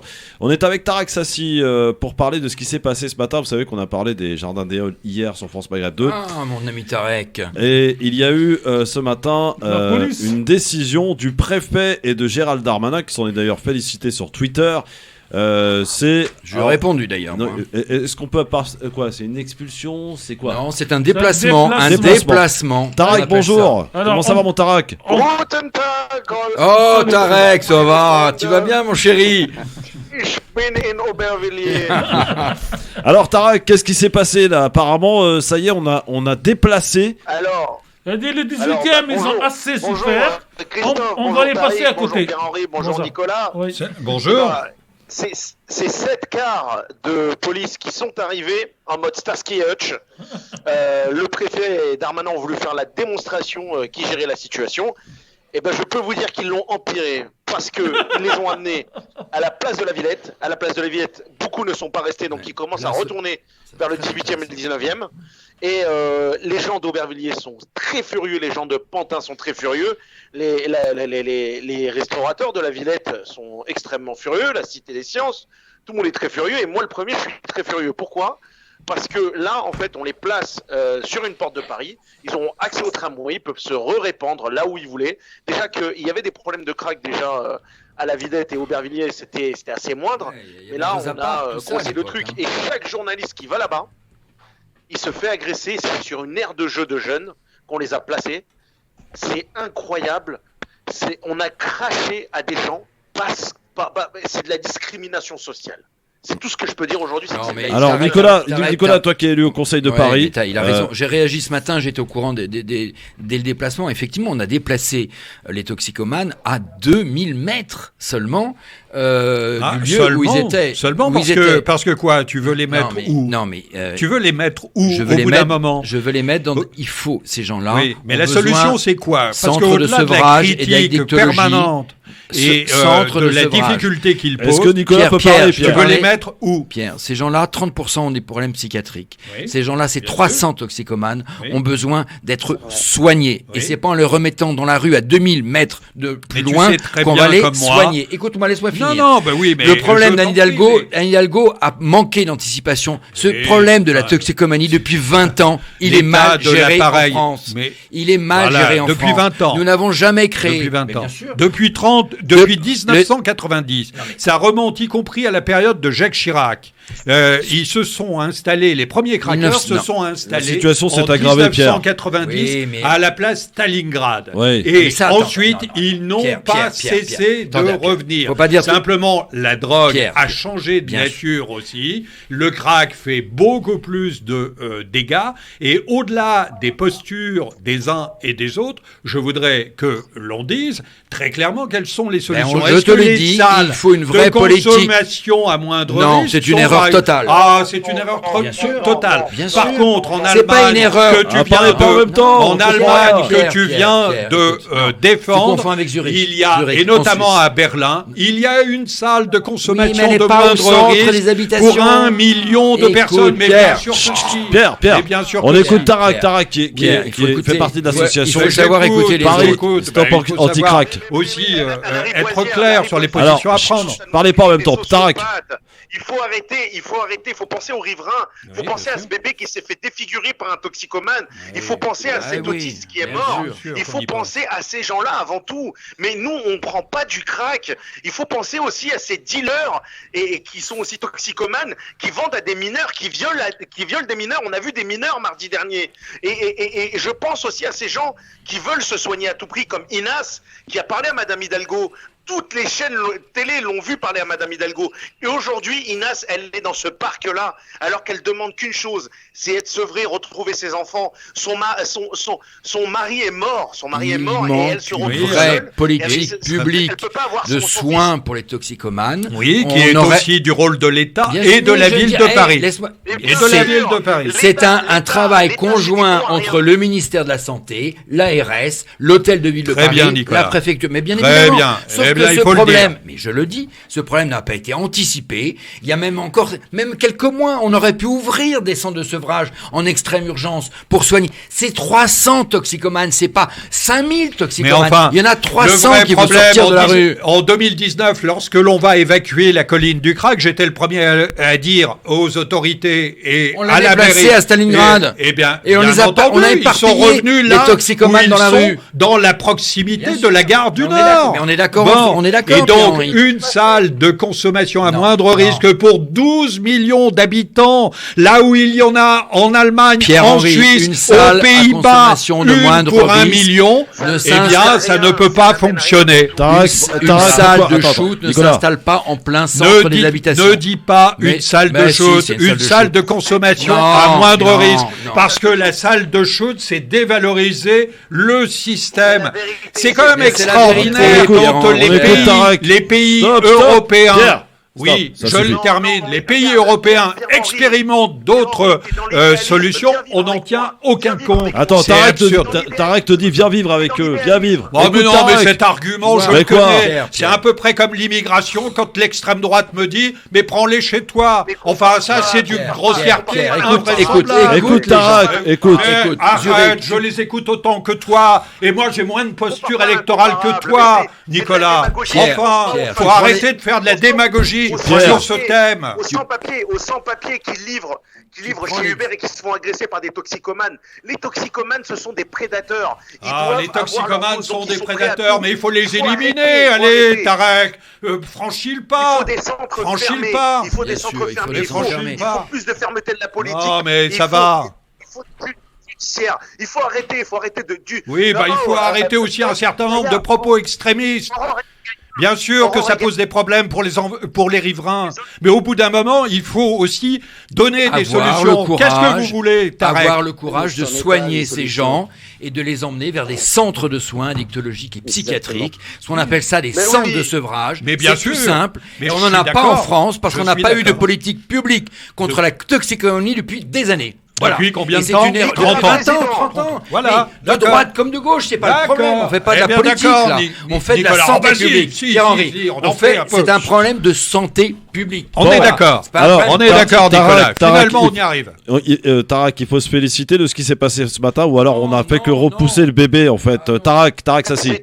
C'est une petite victoire pour les quartiers limitrophes du Pont-Riquet, mais c'est une grosse défaite pour Paris et pour la France, parce qu'on n'a fait que repousser la poussière, et cette poussière-là, elle peut revenir à tout moment, et on sait aujourd'hui que les toxicomanes et les dealers sont en colère, ils détestent tous les riverains, dont je fais partie, pour le fait qu'on ait manifesté. Déjà, il faut savoir que mercredi, on m'a jeté une barre de fer qui aurait pu me tomber sur la tête, qui m'est tombée sur la cuisse, et ces gens-là, aujourd'hui, en fait, ils veulent imposer leur style crack. Ils n'en ont rien à foutre du reste. C'est très important ce que dit Tarek. Il y a eu une augmentation de la violence depuis la semaine dernière, où on a trouvé des confrontations physiques entre les toxicomanes et les habitants. On n'avait jamais vu ça depuis plusieurs mois. Dans les quartiers aussi, c'est marrant de parler quand on vit pas dans les quartiers. Bien, je suis d'accord. Et on n'avait jamais vu ça. Et c'est pour ça d'ailleurs que Gérard Darmanin a déplacé le problème ce matin, parce que ça devenait dramatique. Maintenant, ce qu'il faut éviter, c'est qu'une nouvelle colline du crack s'installe sur la place Auguste Baron dans le 19e, donc à la Villette, et éviter aussi que les toxicomanes s'éparpillent aussi dans les rues de Paris à la recherche de ces fameuses salles de shoot, parce que qui sont en plus installées à côté d'écoles et à côté de crèches, qui est un scandale total. Aujourd'hui, il y en a trois projets. Non, il y en a une seule. Dans le 10e, il y en a une seule qui existe. Et dans le 9e, Nicolas, ne raconte pas n'importe quoi au micro. Il y en a une seule qui existe près de la gare du Nord. Mais les trois projets, je parle des trois projets. Oui, bon, les trois projets, ils sont abandonnés pour l'instant parce que de toute façon, grâce à qui ils ont été? Grâce à Tarek, grâce à des gens comme moi qui ont été arrêtés. Pas dans mon jardin. Un centre de sevrage. Voilà. Oui, j'en veux bien, mais pas dans mon jardin. Tu donnais l'exemple de la Suisse. C'est une question extrêmement compliquée. Alors, s'il vous plaît, par exemple, à Zurich, a été installé en dehors de la ville. Question de Tarek Mami. Ils ne sont pas en dehors de la ville. Stop. Tarek Mami, question à Tarek. Alors, bonjour Tarek. Sassi, bonjour. Bonjour, Aslem. Bonjour. Alors, moi, je vais faire dans la provoque. Il y en a déjà assez d'un provoque. Non, mais je vais mettre les pieds dans le plat. J'habite dans le 19e, entre donc la porte La Villette et Pelleport. Oui, voilà. Et j'ai appris qu'on allait mettre à Pelleport. Donc là, j'ai commencé à voir cette histoire. Pourquoi ? Parce que ça va commencer, ma femme, mes enfants, mon voisin, mon école. Et je dis, c'est quoi ça ? Et je découvre un terme juridique, moi qui suis avocat de formation, qui me fait sauter au 7e siècle. Au 7e siècle, je veux dire. Ce mot, c'est, excusez-moi, la zone... 7e siècle ou 7e siècle les deux, mon colonel. C'est la zone de non-droit. Non, attendez. Ça n'existe pas, des zones de non-droit. On va poser la question à Tarek, parce qu'il en parle tout le temps. C'est quoi cette zone de non-droit ? Parce que si... Attendez, Tarek. Parce que si j'ai bien lu... Si j'ai bien lu, ça serait une zone dans laquelle les vendeurs peuvent vendre sans que personne les emmerde. Tarek, à vous. La zone de non-droit, c'est Stalingrad. La zone de non-droit, c'est toutes les portes de Paris, de Porte-la-Chapelle jusqu'à Porte de Clichy, de Porte-la-Chapelle jusqu'à Porte de la Villette, et maintenant cette place qui est à côté de la Porte de la Villette. Les places de non-droit, c'était le pont Riquet. Les places de non-droit, les zones de non-droit, c'était ce qu'il y avait tout autour de la salle de la Riboisière, à côté de Gare du Nord. Une zone de non-droit. Il ne faut pas dire que c'est des zones de non-droit, parce que ça veut dire... Qu'on écoute, s'il vous plaît. Allez-y. Aujourd'hui, nous, on vit dans l'insécurité. Il y a des barrages, il y a des scènes de masturbation, il y a du viol, il y a des agressions, il y a des cambriolages. Et la police, elle est absente. Le service public est absent. Les services publics sont absents. Donc, si j'ai bien compris, la police n'a pas le droit d'intervenir dans cette zone, c'est pour ça un endroit. Non, une zone de non-droit, c'est dire qu'il y a tellement de violence dans tel quartier que la police n'ose pas aller dans ces endroits parce qu'elle a peur justement d'être caillassée. Bon, alors, ça existe Nicolas, dans certaines cités, mais c'est très très rare. Nicolas, je te pose la question parce qu'il y a eu beaucoup de reportages et de témoignages de gens qui habitent sur place, qui nous disent aujourd'hui, quand on a un problème et quand on est commerçant dans ces quartiers-là, on appelle la police, on leur dit c'est un problème avec les toxicomanes, on leur dit on n'intervient pas. Voilà ce qu'on leur répond. C'est quoi si c'est pas une zone de non-droit ? C'est quoi ? Et il y a un artifice juridique qui s'appelle l'injonction de soins. Alors c'est compliqué parce qu'il faut l'avis de 2 psychiatres, plus d'un médecin, etc. Mais c'est quoi si c'est pas une zone de non-droit ? Nicolas, réponds à la question. La police intervient. Si la police n'intervient pas, c'est quoi ? Zone de non-droit. Voilà, c'est des zones de non-droit. Mais la police, donc on peut faire ce qu'on veut. Elle n'intervient pas, Pierre. Les commerçants te disent, Pierre. Elle intervient, mais je comprends aussi la réaction de la police au bout d'un moment. Parce que, comme l'opération de ce matin, qui est tournée en ridicule. Sinon, la police, sinon ceux qui sont intervenus, si c'est pour prendre les toxicomanes, aller les emmener à 2 kilomètres de là, à la place de la Villette, ça ne peut faire qu'un scandale. Évidemment, si je suis riverain, je vais pas supporter longtemps d'avoir un certain nombre de zombies à ma porte pour pouvoir rentrer chez moi. Pierre. Mais la question, c'est l'appareil psychiatrique qui est complètement défaillant. C'est un scandale d'État. C'est un scandale d'État depuis 30 ans. Et l'autre question, c'est les postures politiciennes qu'il y a autour de cela. La posture politicienne, c'est celle de Anne Hidalgo, qui dit c'est pas de ma faute, c'est celle de l'État. Et la préfecture qui dit c'est la faute d'Hidalgo. C'est la faute d'Hidalgo. Eh bien ça, ce n'est pas responsable. Je suis 200% d'accord. Voilà, Pierre, et donc il faut des solutions. Parce que au bout d'un moment, il s'agit aussi d'êtres humains. Il s'agit d'êtres humains. Il y a des deux côtés. Oui, des deux côtés. Il y a un certain nombre de gens qui sont quasiment en fin de vie, qui sont les craqueurs. C'est de la merde, il faut le dire. Et qui demandent souvent d'ailleurs à être soignés. Ils demandent de l'aide. Alors pas toujours. Et c'est ça. C'est quoi la solution pour vous? Et la solution. C'est quoi la solution pour vous? Elles sont multiples. Tarek, solution. C'est des centres fermés, c'est des villages thérapeutiques hors des habitations. Voilà. Hors des habitations. Dehors des habitations. Bah oui, c'est logique. Mais il y a plusieurs solutions, il n'y en a pas qu'une. Je suis d'accord sur le village thérapeutique, mais pas seulement. Pierre, doucement ton cœur, sinon ça va. Il va très bien, ils s'entraînent tous les matins. La ville de Paris est propriétaire de plein de lieux dans toute la France, d'anciens monastères, d'abbayes, etc. Pourquoi, depuis 10 ans, 5 ans, on n'a pas transformé ces bijoux de famille de la ville de Paris en centre bijoux de famille. Oui, c'est des bijoux de famille, ça appartient à la ville de Paris.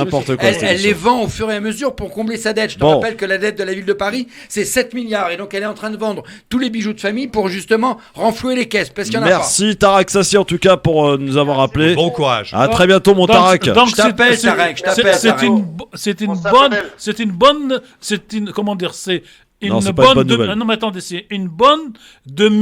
bonne nouvelle. Voilà, c'est ça, on va faire ça simple. Exactement. Merci Tarek et à très bientôt. Dans un instant, on va parler de la Tunisie, tiens. À quoi joue le président Kais Saïed? C'est la question qu'on se posera. Il met de l'ordre dans la maison. Ah, je sais pas si tout le monde est d'accord autour de cette table. À tout de suite.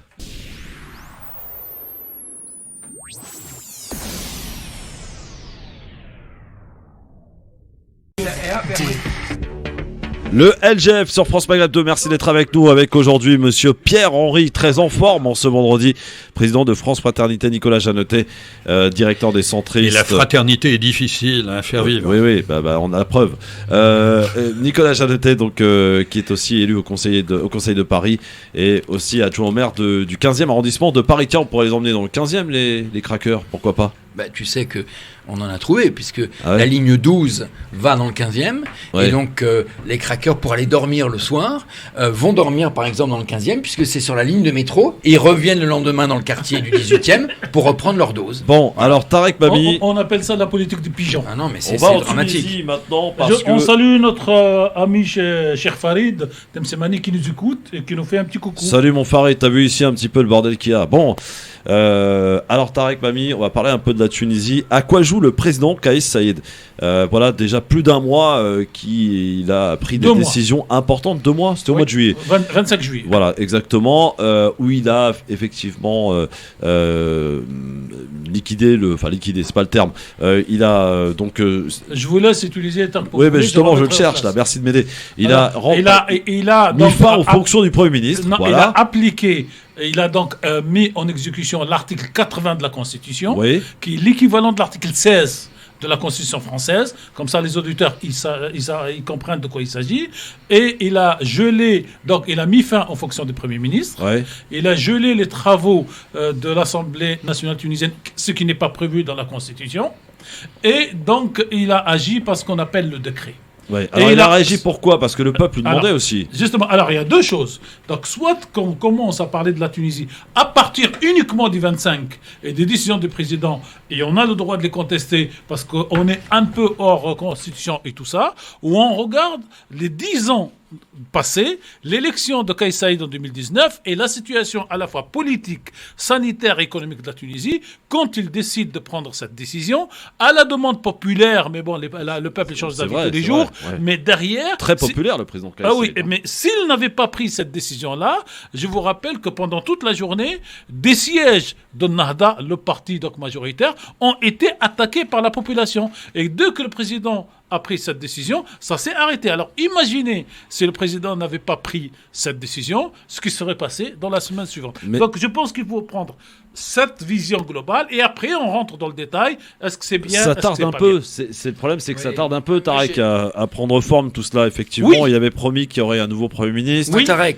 je suis très sceptique quand même sur cette histoire. Oui, tout à fait. Pour plusieurs choses. D'abord parce que réformer la Constitution, un dirigeant africain qui. Alors je tape sur la table. Surtout venant. On va faire un stop et encore. Non, sincèrement.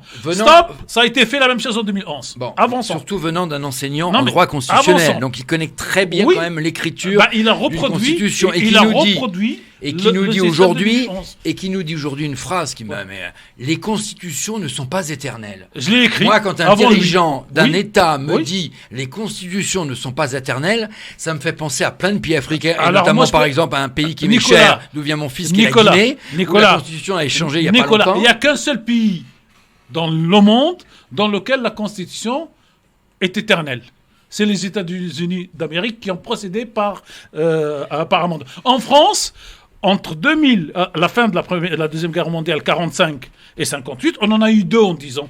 Il y a quelqu'un qui sait qui les a fait, De Gaulle et Debré pour De Gaulle. Donc moi, j'aime bien qu'on prenne comparaison, qui n'est pas raison, mais pour expliquer. Donc la Tunisie, s'il n'avait pas pris cette décision contestable, la Tunisie serait rentrée dans une espèce de guerre civile larvée qui ne dit pas son nom. Peut-être pas d'armes, mais des attaques contre des partis et des attaques contre des personnes. Moi, il y a deux autres petits commentaires. Après, je laisserai la parole. C'est deuxièmement, je trouve que ça traîne. Oui. Et pendant ce moment-là, il y a 2 symptômes qui sont dramatiques. C'est un, que l'économie ne marche plus. Oui. Et donc, vous allez trouver. Laisse-moi finir, Tarek. Laissez-moi. Marche moins bien. Ne marche pas. Ne marche pas. Un investisseur étranger, comme voulez-vous qu'il investisse dans le pays, si on voit que ça traîne, qu'on va changer de constitution, et donc on ne sait pas du tout ce qui va se passer. Il n'investissait pas avant le 25 novembre. Et deuxième effet très important, c'est le système de bulle qui peut entourer un chef d'État. Oui, là je suis d'accord. Qui, là aussi, depuis quelques mois, est en sa bulle, ne voit plus, même s'il descend une fois par semaine sur le marché pour montrer qu'il est en contact avec le peuple. Prisonnier de sa personne. Exactement. Il est en train de s'enfermer dans une bulle. On est d'accord. Et là, à ce moment-là, c'est très mauvais. C'est ce qui se passe chez tous les dictateurs, les pro-dictateurs africains. Alors, dictateur, le mot ne marche pas, et je vais vous dire pourquoi. Je parle pas de lui, je parle de lui. D'autres dictateurs africains. Et quand il a pris la deuxième décision, donc celle, j'allais dire, du 22 septembre, parce que la première, c'est celle qu'on a évoquée tout à l'heure, le 25 juillet, la deuxième, il a été assez malin, et je mets malin entre guillemets. Ça me gêne, ça, non, mais je le dis tel que je le pense. Et entre guillemets, puisqu'il fait le décret d'arrêter tout, sauf le 2 chapitres qui concernent les libertés publiques de la Constitution. Et donc, celui qui dit dictateur, autoritaire, ça ne prend pas. Le vrai problème pour moi, avant que le bouillonnant ne bouillonne, je cite personne. Je sens qu'il bouillonne parce qu'on a en ce moment, c'est vrai, en plus, des vagues migratoires très importantes qui viennent. Non, mais je termine sur la... On me laisse pas terminer. Je termine. Ça, c'est extraordinaire. Je ne dis pas un mot depuis. Attendez que je termine. Et donc, pour moi, le gros problème de la Tunisie aujourd'hui, c'est pas le président, c'est pas l'économie, c'est la justice. La justice tunisienne est une bulle fermée qui a été gangrénée pendant 10 ans. On lui donne des dossiers d'une juge avec 250 000 € en espèces. Il y a une corruption énorme et la justice est elle-même corrompue. Donc on ne va jamais s'en sortir à ce niveau-là. C'est la question de la justice en Tunisie qui peut débloquer tout le reste. Et j'ai eu hier un juge, un ancien camarade de classe comme dit l'autre, qui me dit « Tarek, je parle au Tarek que j'ai connu il y a 40 ans, pas au Tarek d'aujourd'hui. Beaucoup de juges me disent que si on sort la solution qu'il faut sortir, on risque de se faire flinguer le soir même dans la rue et on n'a pas de protection policière. » Exactement. Voilà, et j'ose le dire ici. Pierre-Henri. Oui, alors, je rappelle que la décision... Fais court, Pierre, pour une fois. Vous êtes extraordinaire. Il est très provocateur parce que, en fait, chaque auditeur aura pu remarquer que pendant 10 minutes, ils viennent de discuter tous les deux et que je ne suis pas intervenu. Faites ta conclusion directe, Pierre. Et donc, en l'occurrence, Sayed, au bout d'1 an, 11 mois et quelques jours, a signé l'acte de décès du printemps arabe qui a... Alors le printemps qui pour les Arabes est plutôt un hiver, parce que allez dire à tous les Syriens... Est-ce que je peux terminer ? Oui, bon. Les mots ont un sens. C'est un hiver arabe. En l'occurrence du printemps arabe qui a vu le départ de Ben Ali. Et c'est cela qui surtout me paraît extrêmement tragique pour la jeunesse de ce pays. Qui n'a strictement aucune perspective devant elle. Et en l'occurrence, Sayed a fait un coup d'État. Ni plus, ni moins. Je le disais à l'époque, d'ailleurs. Et il ne rend pas le pouvoir. On a bien vu au bout d'un... Et il va évidemment le garder. Alors aujourd'hui, il y a un certain nombre d'élites. Est-ce que je peux terminer? Mais qu'est-ce qu'un coup d'État? Un coup d'État, c'est celui... C'est celui qui n'a pas le pouvoir qui le prend. Et en l'occurrence, qui concentre tous les pouvoirs dans ses mains. Et qui viole la Constitution. Qui viole l'article 81 de la Constitution tunisienne. Ça, c'est pas un coup d'État. Mais si, c'est un coup d'État. Mais c'est un coup d'État. Je vire mon Premier ministre, je n'en nomme aucun d'autre. Je vire le gouvernement, je ne nomme pas de gouvernement. Je laisse le gouvernement en place. Je gouverne à la place. Voilà. Et dans un État qui est quasiment en faillite économique. Bon, moi, ce qui m'intéresse aujourd'hui, où la jeunesse migre en ce moment, évidemment, et se noie, notamment en France, et se noie en Méditerranée. Et donc c'est ça qui m'intéresse. Et c'est ça qui m'intéresse aujourd'hui dans le Maghreb, pas simplement pour la Tunisie, mais également pour l'Algérie et pour le Maroc, où je regrette qu'il n'y ait pas de début d'unité qui offrirait une perspective à la jeunesse de ces trois pays, et qui n'en ont aucune. Ce n'est pas avec des décisions comme celle-là, ou comme celle de l'Algérie qui décide hier de suspendre les liaisons aériennes ou le survol de son territoire, qu'on offre une perspective à sa jeunesse. Ça va être dramatique. On va avoir une vague migratoire très importante, non seulement pour les dérèglements climatiques pour l'Afrique subsaharienne, mais va s'ajouter une vague qu'on n'avait pas attendue, celle de l'Algérie, du Maroc et de la Tunisie, parce que les pays ne sont pas capables de se possibilité. Alors, ces trois pays, vous avez cité deux pays pour leur reprocher, pour les habiller pour les 3 hivers qui viennent, mais le troisième pays, il n'est pas habillé, lui. Il est à poil. Je vous laisse. Tu parles de qui, là? Du Maroc. Du Maroc. On dit rien. On dit, la Tunisie de note, l'Algérie, elle a fermé, et l'autre. L'autre, il a rien. Il n'y a rien à dire. Mais j'ai dit sur les 3 pays. Donnez-nous. La jeunesse, les jeunesses de ces 3 pays ont quand même quelques difficultés à s'imaginer un avenir dans leur propre pays. Ismaël Boujakada. À Bruxelles. Bonjour. Bruxelles. Oui, David Bruxelles. Moi, je pars d'un principe, c'est qu'à vouloir se montrer comme expert de tout, on en devient expert de rien du tout. Moi, je vais parler simplement de ce que je connais. Quand j'entends on bondit lorsqu'on entend qu'un président ou n'importe qui d'autre explique que la Constitution ou les constitutions ne sont pas éternelles, moi, je pars du principe que la Constitution, elle n'est pas naturelle et immuable, qu'elle est le fait des hommes, et que bien souvent, effectivement, il faut peut-être en changer parce qu'on est basé sur des textes qui, certes, protège, donne un certain... La Tunisie, c'est la 3e de son histoire. Fondamentale. Mais au-delà de ça, il faut quand même rappeler qu'on est parfois aussi sur des principes qui peuvent paraître totalement archaïques. On prenait l'exemple américain, et si la société américaine est à ce point divisée, c'est parce que justement, il y a aussi cette attache à la Constitution, à sa valeur. Est-ce que oui ou non on y touche ou on n'y touche pas, notamment sur la question des armes et compagnie. C'est un texte qui avait été écrit dans une période justement de conflit, la Constitution américaine. Donc moi, je pars d'un principe, c'est que aujourd'hui, honnêtement, je ne peux pas me positionner sur le cas tunisien. Ce que je peux dire, c'est que quand le président tunisien parle d'un péril imminent, est-ce qu'il est réel? Est-ce qu'il est fictif? Est-ce que c'est pour simplement légitimer une dérive autoritaire? J'en sais rien. Je n'ai pas accès à ce genre d'informations. Par contre, ce que je peux dire, c'est que ce que fait aujourd'hui le président tunisien en légiférant par décret, mais excusez-moi, c'est ce qu'a permis de faire l'Assemblée nationale à Emmanuel Macron en signant les ordonnances. Et aujourd'hui, le président de la République, sur bien des dossiers en France, n'a plus à passer devant l'Assemblée nationale. Ça, c'est une réalité. Là, je vais juste vous rappeler qu'en France, nous avons une constitution avec un article 16, qu'il y a eu une tentative de coup d'État, cher Pierre-Henri, par les généraux à Alger, que l'article 16 a été appliqué en France, pile poil, boum, boum, boum, boum, 6 mois.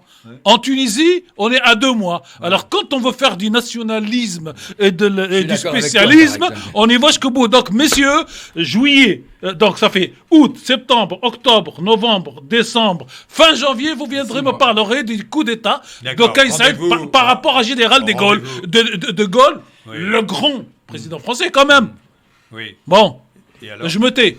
Bon, alors, Morsen est avec nous au téléphone 01 40 33 9000. Bonjour, Morsen. Non, c'est Hussein. Ah, Hussein, pardon. Bonjour, Hussein. Ça va, mon Hussein? T'as fait grave erreur aujourd'hui. Oui, inviter 3 mastodontes qui ne débattent que par la passion. Ouais, c'est vrai, t'as raison. Mais là, le débat est très très très nul. Qui se calme. Voilà, qui se calme. Voilà, merci Hossein. C'est Pierre, hein, c'est Pierre qui est énervé. Tarek et moi, on est très calme. C'est Pierre qui est énervé aujourd'hui.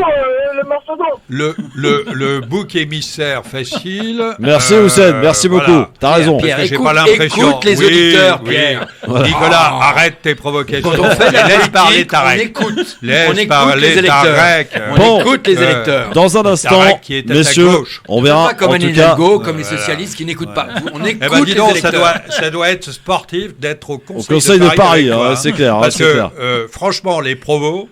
Oh là là là là! Jamais de provocation. Dans un instant, le roi de la provocation, Zemmour. Tes collègues. Hein, Zemmour, Mélenchon, Pierre. C'est dur. Oui, c'est dur aussi de parler, hein, parce que quand on peut pas en placer une avec toi, en fait. Hein Pierre-Henri. Ça, c'est une ligue. En Oui. fait, je remarque que sur le plateau, il y a une ligue qui a décidé d'essayer de me cornériser. Mais ça, c'est absolument insupportable, enfin, messieurs. En fait, tu sais que Pierre, en t'écoutant, j'ai l'impression de voir Mélenchon. Oui. Tout le temps dans la pleurniche.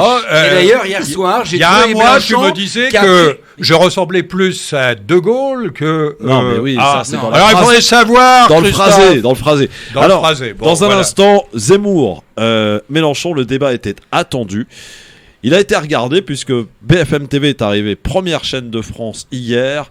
Ce débat très attendu, mais finalement, qui avait le plus à perdre, et qui est le vainqueur de ce débat, si tant est qu'il y en ait un. Beaucoup s'accordent à dire que le match était nul. Alors interprétez le mot nul dans le sens que vous voulez. Mal, on en reparle dans un instant. À tout de suite. Pas mal.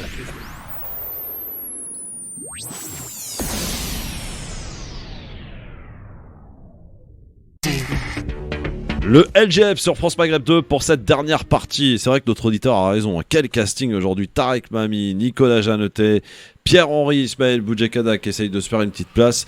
Pour parler de quoi et pour finir de ce débat qui a été hyper promotionné. On voyait des affiches de ce duo, de ce combat, de ce débat toutes les secondes sur BFM TV.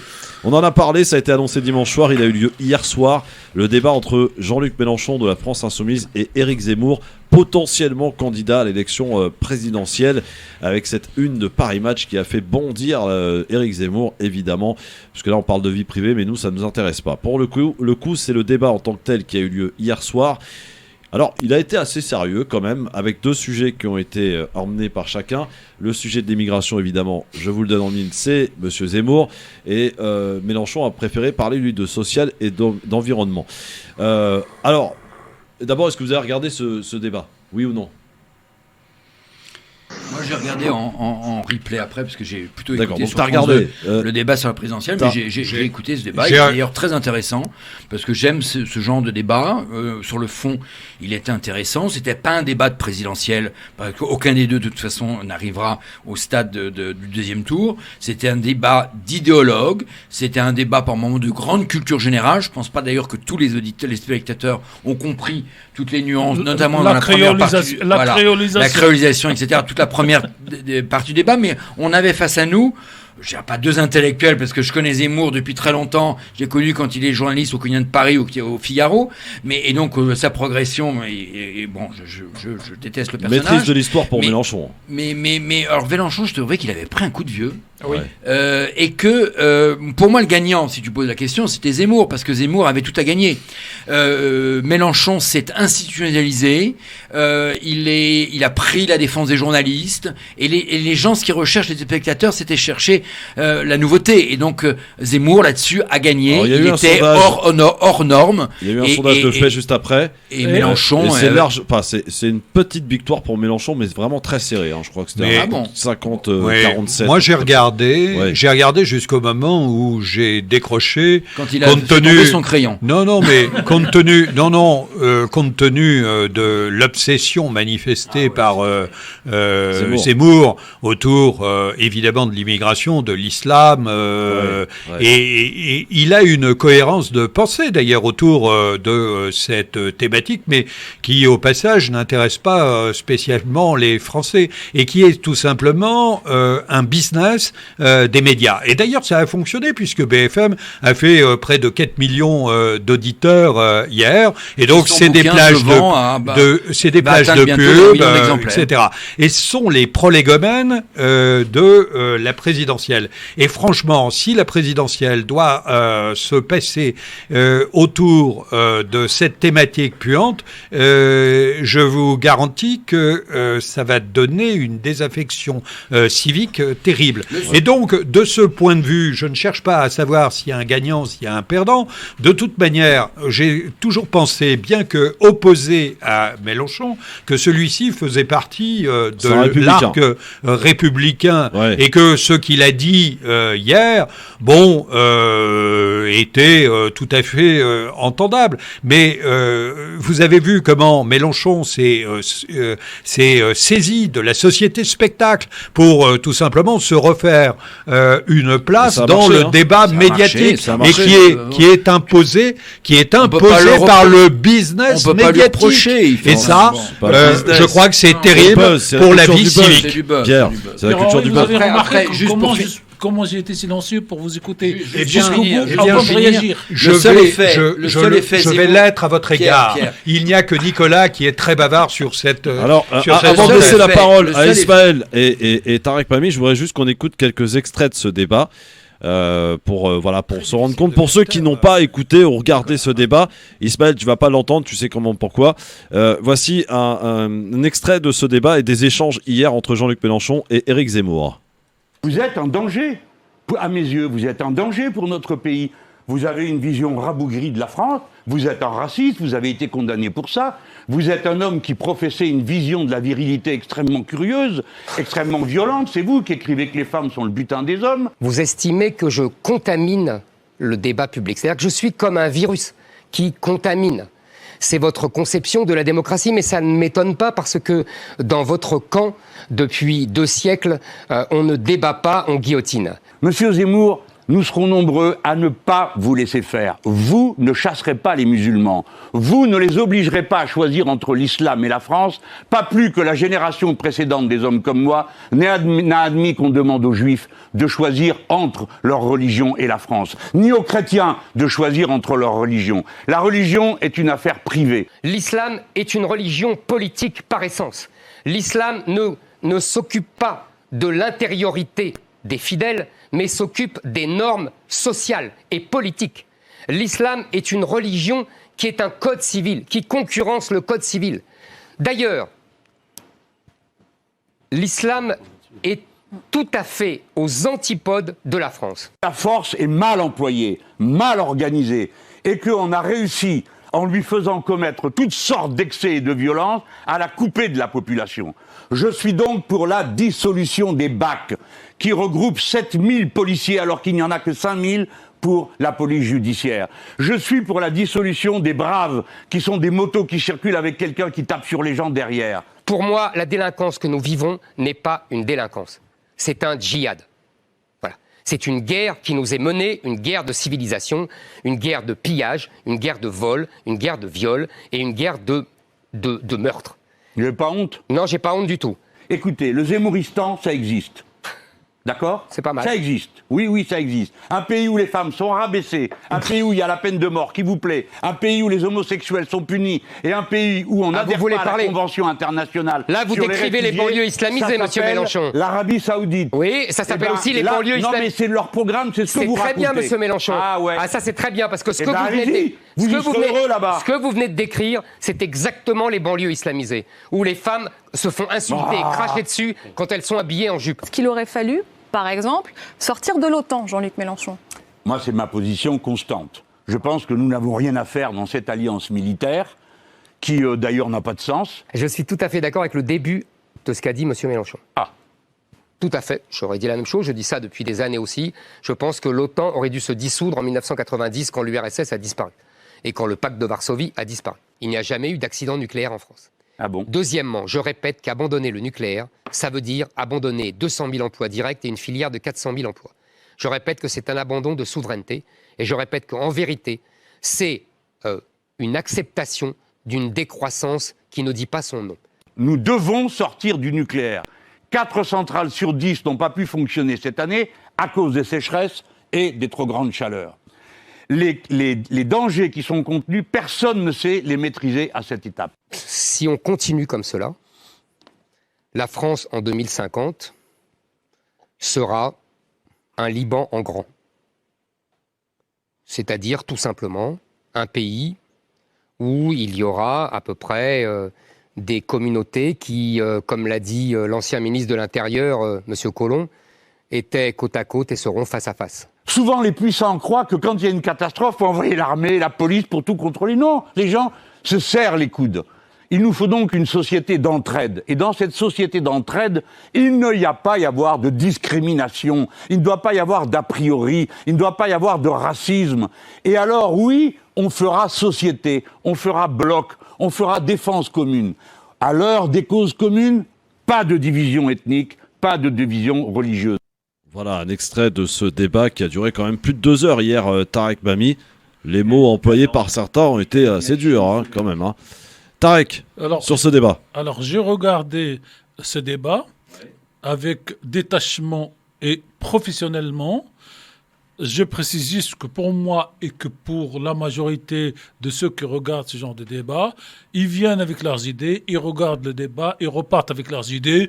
Si ça bouge, c'est à la marge de 1% vers l'un ou vers l'autre. Donc les humoristes historiques vous diront que Zemmour a gagné. Ouais. Les mélanchonistes historiques, pareil. Voilà. Et donc, moi, en regardant, ce qui m'a intéressé, c'est que il y a quelqu'un qui assume ce qu'il est, Mélenchon, qu'on aime ou qu'on n'aime pas. Les deux voilà. Non, qui assume ce qu'il est en homme politique, en programme, en candidature et tout le tralala social. Et l'autre qui n'est pas candidat, qui ne sait pas s'il va être candidat. Non mais attendez, moi j'analyse ce que j'ai regardé. Et la journaliste, elle lui a dit à certains moments. Et puis je n'aime pas Zemmour, mais je n'ai pas aimé quand il a rabroué la journaliste qui vient donner un chiffre à tort ou à raison. Son métier à elle, c'est de voir ce qu'il y a. Il est très misogyne. Voilà. Et parler à cette fille, je me demande comment il parle à sa femme. Je me demande comment il parle à sa copine. On ne fait pas du pareil match. Non, mais sa femme ou sa collaboratrice? Non, mais je parle de sa femme qui est une grande avocate, Madame Chiche-Portiche, et à sa collaboratrice. Mais j'ai pas aimé ça. Et si je devais voter sur un critère qui est le respect de l'autre, il est clair. Mélenchon. Voilà, sur ce critère-là. Oui, mais j'ai bien compris. Voilà. Ismaël, t'as regardé le débat ou pas, ou t'étais occupé à la Commission européenne? Alors, pour le coup, je l'ai avec un bon paquet d'insoumis. Ah. Donc, honnêtement, le sondage avec les hashtags Victoire Mélenchon, Victoire Zemmour, il est totalement faussé. On sait très bien que ce sont leurs soutiens respectifs qui se bougent. Moi, je peux vous dire que les insoumis avec qui j'étais, au bout de 15 minutes de débat, ont coupé l'émission et ont mis de la musique et ont dansé. Enfin, en soi, ils sentent la paix. Il y a une réalité, c'est que plus personne ne croit en la capacité de Mélenchon de se maintenir au second tour. Ça, c'est actuel. Et donc, partant de ce principe, on avait effectivement 2 idéologies complètement opposées qui chacun, forcément, va dragouiller son électorat, essayer de redynamiser les troupes pour Mélenchon ou d'en constituer pour Zemmour. Et donc, est-ce qu'il peut vraiment y avoir un gagnant? Je suis plutôt sur la ligne de M. Mavilly, en me disant qu'il ne peut pas y avoir de gagnant, tout simplement, dans ce contexte. Merci Ismaël, je sais que tu dois partir et prendre la route. Bonne route à toi et à très bientôt, mon Ismaël. Merci beaucoup. Alors, c'est vrai que beaucoup s'accordent à dire, finalement, Nicolas, Pierre et Tarek, que ce match est finalement nul en fait. Oui, c'est un débat d'idéologue. Qui avait le plus à perdre ou à gagner dans cette histoire, Nicolas, pour toi, rapide? Non, mais Zemmour avait le plus à gagner, et je pense qu'il a gagné un peu plus. Alors, Mélenchon a gagné quelques... N'oublions pas qu'il endosse tout doucement le débat, le costume. Non, il a montré ses limites, Nicolas. Costume présidentiel. D'ailleurs, il a changé de costume depuis quelques mois. Il a pris des costumes bleu sombre que portent tous les hommes politiques. Et puis, il a un conseiller en communication que je connais bien, Olivier Oubeda. Et donc, il a une vraie vraie entreprise aujourd'hui qui prête à se préparer. Le seul tu as tout à fait raison sur l'entreprise. D'ailleurs, son bouquin fait partie de l'entreprise et publié à compte d'auteur. En fait, on met des ronds. C'est le truc des populistes. C'est un peu comme Divisio. Voilà, on arnaque le bon peuple. Le seul effet positif que je vois, éventuellement, c'est qu'effectivement, il grignote sur Marine Le Pen et il pourrait empêcher, en faisant un score très moyen, d'accéder Marine Le Pen au second tour. Je suis assez d'accord avec ça. Et ça, c'est finalement le seul point positif. Et c'est pour ça que finalement, tu n'es pas mécontent que Zemmour apparaisse dans la sphère politique parce que de façon extrêmement politicienne, tu te dis il abaisse le niveau de qualification pour le second tour et la droite peut... Je prends 10 secondes pour dire... Oui, Tarek Mami. Je prends 10 secondes pour dire quelque chose de quelqu'un qui avait hier soir 4 oreilles pour écouter et 4 yeux pour regarder. Ce que j'ai regardé, ce qui m'a surpris, c'est que vous avez un Mélenchon classique avec ses papiers, ses notes et son stylo. Qui a pris un coup de vieux. Et qui tombe le stylo. Et vous avez en face une table blanche sur laquelle il n'y a rien. Oui, attendez. Des notes avant, il a révisé bien avant. Mais ça impressionne l'auditeur de base qui voit quelqu'un parler, sortir des chiffres sans papier, alors que... Même si c'est comme ici, moi j'ai pas de papier. Contrairement à Nicolas. Il y a juste Nicolas qui a des papiers, on le dénonce. 3 lettres, 3 mots. Voilà. En tout cas, c'est ça ne changera rien. Match nul, on est d'accord les gars? Oui. Match nul. Au double sens du terme, comme disait Nicolas. En tout cas, opération je regrette vraiment, pour BFM TV. Oui, je regrette pour Mélenchon. Alors, les journalistes... Un vrai talent et un vrai gâchis. Il reste 30 secondes pour la fin de l'émission. Pour un journaliste que je suis, je salue mes 2 confrères qui ont eu, une contenance face à un double déferlement. Ils n'ont pas eu beaucoup la parole. C'était mal paré. C'est un peu comme moi aujourd'hui.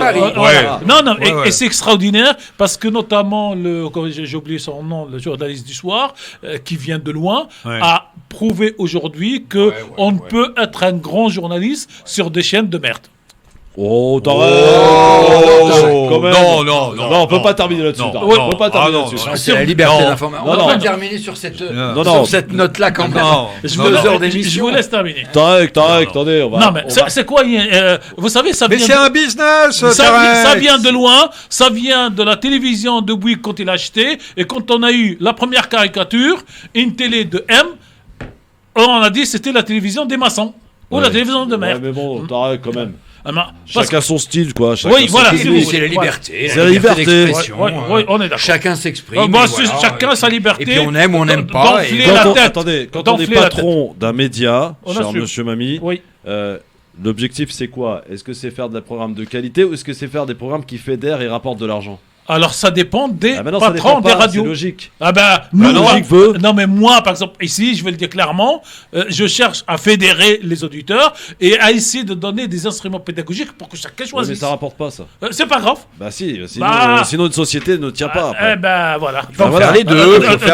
Il faut réussir à conjuguer les deux. C'est ce qu'on appelle le mix énergétique. Non mais et puis surtout il y a de la modération. Il y a des médias de la raison de finance. Il y a on parle au cerveau. Canard enchaîné, il gagne beaucoup d'argent. Des tripes. Il gagne beaucoup d'argent, mais il n'y a pas ce genre de choses. Bon, aujourd'hui, et j'en termine là, pour moi, il y a 2 journaux en France qui restent respectés et respectables. Vous allez être sûr que tu vas dire Le Monde. Non. Bon. La Croix et le Canard enchaîné. La Croix, oui, j'adore. Je suis abonné. Voilà. C'est l'heure de la Croix. Vous êtes un boomer. C'est l'heure de la Croix. Il est 18h. Salut tout le monde. Merci Pierre-Henri. Merci Nicolas Janeter. On revient très vite, mon Nicolas. Merci. À vendredi prochain. Salut à tous. 18h. Restez bien avec nous sur France Maghreb 2, un peu de calme et de sérénité et surtout d'informations tout de suite.